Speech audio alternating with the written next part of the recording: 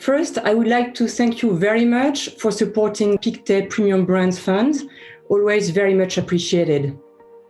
The Premium Brands strategy is well positioned to benefit from the reopening of economies globally.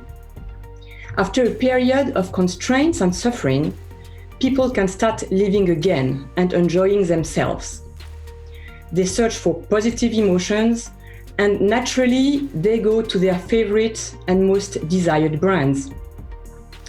Because premium brands companies have real financial power with solid balance sheets, they were able to go through this unique crisis, and they are now ready to rebound.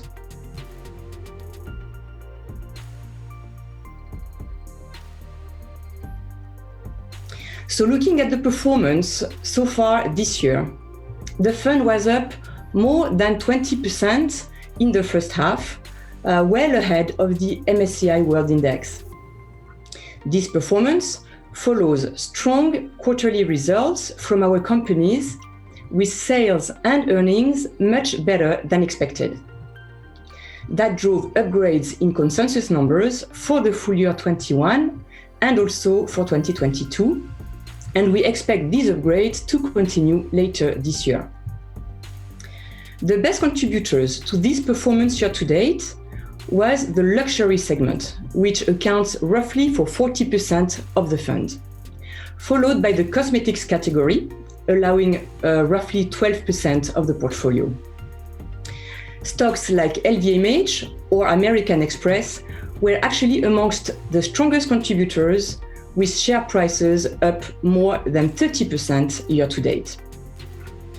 Other segments, such as food and drinks and hotels, also generated positive returns, and they show improving momentum as tourism and leisure progressively re-accelerate across the world.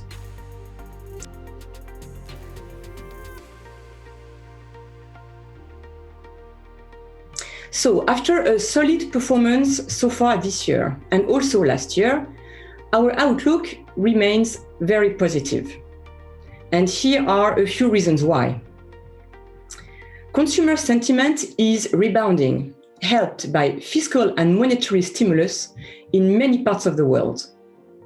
We expect demand for the strongest brands to be very supportive for the remainder of the year and also into next year.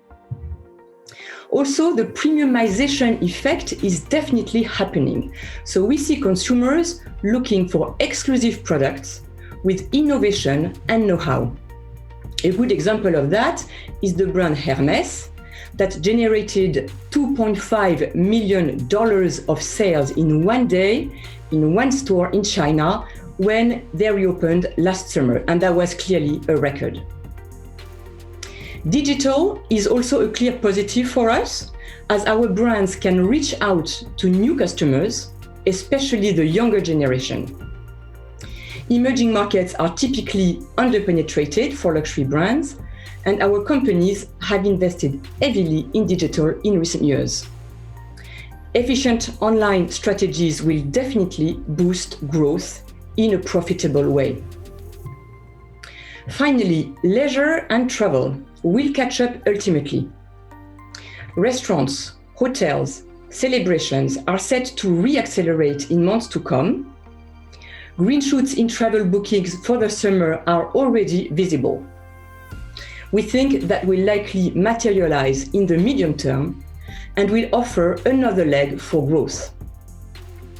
I must also add that we are very excited by the prospect of record profitability levels to be reached by our premium brands, as the cost structures have been rationalized during the crisis, and we expect operating leverage to unfold. Companies are likely to reinstate share buyback programs or trigger acquisitions.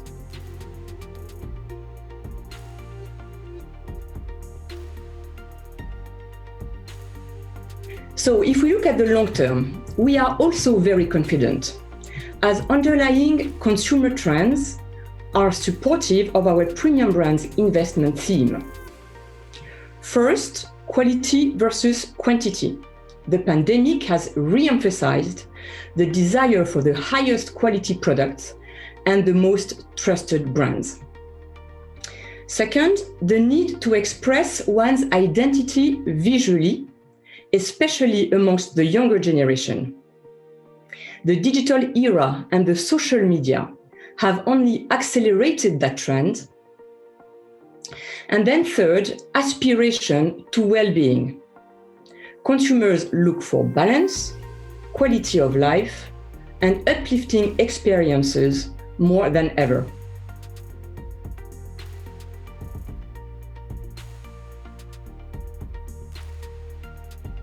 So to conclude, as we have been through the worst of the COVID crisis, our premium brands have shown once again their strong resiliency, the benefits from their superior financial discipline, and their ability to preserve brand excellence over time. I thank you again very much for your attention. Bye-bye.